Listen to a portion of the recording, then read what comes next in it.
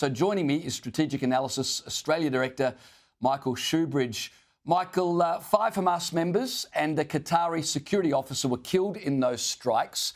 But everyone's wanting to know, what does this mean for the future of peace talks and certainly for Qatar's involvement in those talks? Well, James, there could be more people that were killed in the strike, including maybe some more senior Hamas figures. We don't know that yet. But the future of any peace negotiations happening in Qatar looks like zero to me.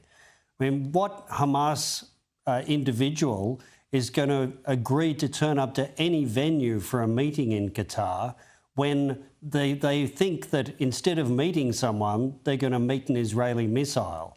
So peace talks in Qatar look dead. The Qataris have raised the possibility of still having talks there, but I think that's dreaming.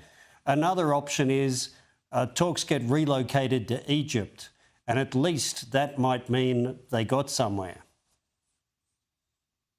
You've written a piece raising concerns about the precedent set by these strikes. What's the risk here that Israel have taken? Well, it's not just Israel, it's also the American government deciding to blow up that Venezuelan speedboat with 11 people on it in international waters and saying, well, it's okay because we think they were drug runners.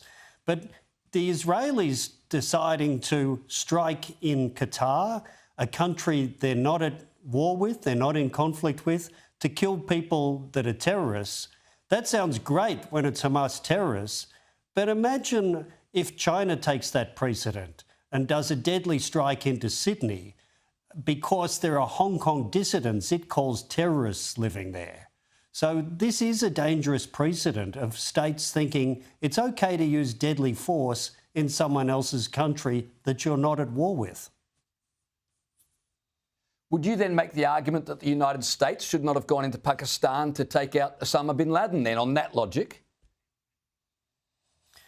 Well, I think Osama bin Laden was a particularly notorious figure, and that was a clear counter-terrorist operation, but it did start down this path now where once the international rules frayed, as they have since then, any state that has the power to do this feels like they can. OK, it's an interesting take. I'm not sure I want to agree with you on this, just because I think if you're harbouring terrorists who were responsible for the rape, the beheading, the murder, the captivity of, 1,200 Jews who were killed and a couple of hundred taken hostage. If you're harbouring terrorists, I just don't think that you can expect anything other than the wrath of the country wronged and national sovereignty be damned. You're right, there's a precedent. But if China were to strike Hong Kong dissidents in Sydney, that's a very different moral playing field to Hamas terrorists in Qatar, isn't it?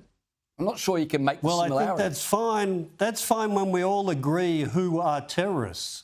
But as the international community frays and fragments, China labelling people as terrorists will make them argue that that's okay. So if we can all agree on who the terrorists are, who the good guys are and who the bad guys are, that's fine. The other point I'd make about Qatar it was like the Star Wars bar for the Middle East. You needed to have a place where despicable people could meet other people and do so securely. So we've destroyed that. Well, in terms of the argument over who's wrong and who's right, I would argue that Western democracies are right and the Chinese Communist Party is always wrong. But I like your comparison with the Star Wars bar. I think that's very apt. Let's talk about the Solomon Islands. There was a worrying story on the front page of The Australian today about a Mao-era policing initiative in which Chinese police are collecting fingerprints from Solomon Islanders and getting them to fill out household registration cards. This sounds quite Orwellian. What's going on there?